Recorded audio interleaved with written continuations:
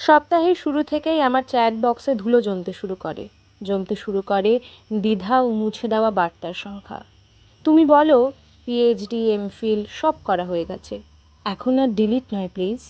আমি বলি আমি ডিলিট করি তোমার উপেক্ষাকে নয়, আমার অপেক্ষাকে।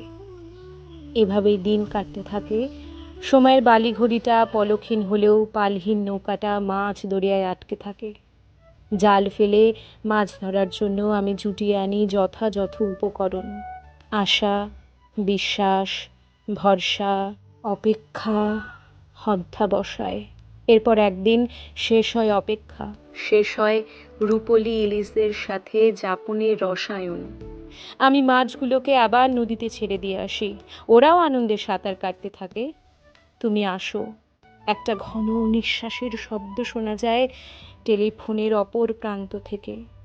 বাইরে তখন কালবৈশাখী, ভেতরে ঝড়, টুপটাপ বৃষ্টি, ভিজে মাটি, সোদা গন্ধ।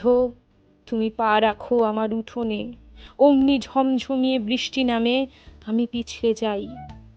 তুমিও হাতের ছাতাটাকে হাওয়ায় উড়িয়ে দিয়ে আমার সাথে একই সঙ্গে পেছল কাদাতে দাঁড়িয়ে অনাবিল ভিজতে থাকো।